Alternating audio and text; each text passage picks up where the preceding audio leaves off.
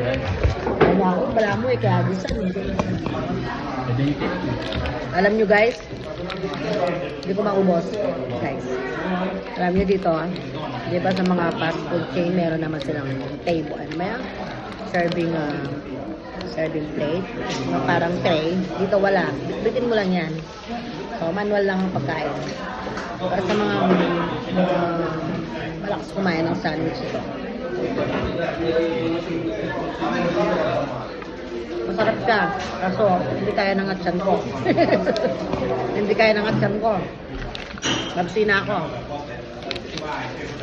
Siguro tatabi ko para mamaya.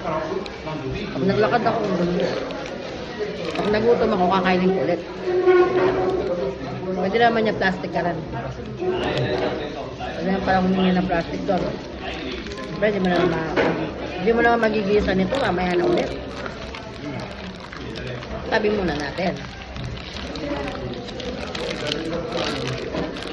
Akala ko, ano to, pag hindi mo inubos, babayaran mo.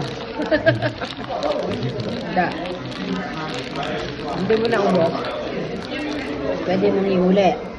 Ihuli ko. Hindi ko pala mauuli ito kasi kakainin ko mamaya pag naglakad ako. Para ganun na lang ang bibilin ko. Diba?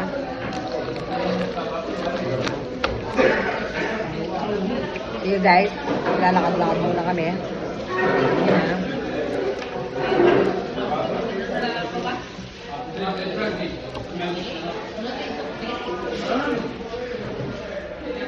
Lakad-lakad muna kami.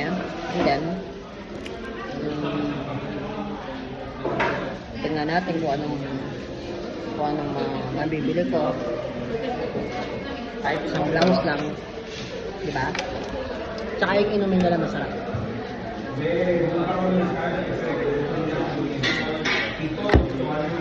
Buti pa palang nag-aqua na lang ako.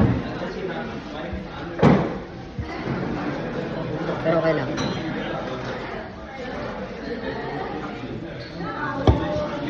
Sagana naman sila sa tissue. Siyempre, bago ako lumabas, mag-lipstick muna ang lola nyo. Wala na yung lipstick na. Mamaya kakain na naman kami. Yung mga kadate ko mamaya, mga kaidaran ko ngayon, mga teenager muna ako. Teenager style muna ako ngayon. Mamayang gabi, matrona style.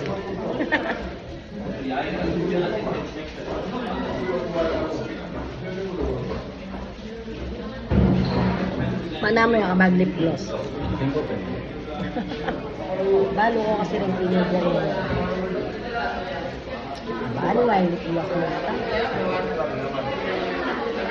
Ay, nakikilang eh. Ha? Wala yung cherry-cherry. Pink-pink. Ano pa na itagyan na ako? Sabi ko kaya, mag-lip tint ka, bakla ka nga kaya. Mga, uso kayo niyan. Uso kayo niyan. Kasi niyang panahon, may bawal. Lalagi siya may kanyan lang. Kuya nga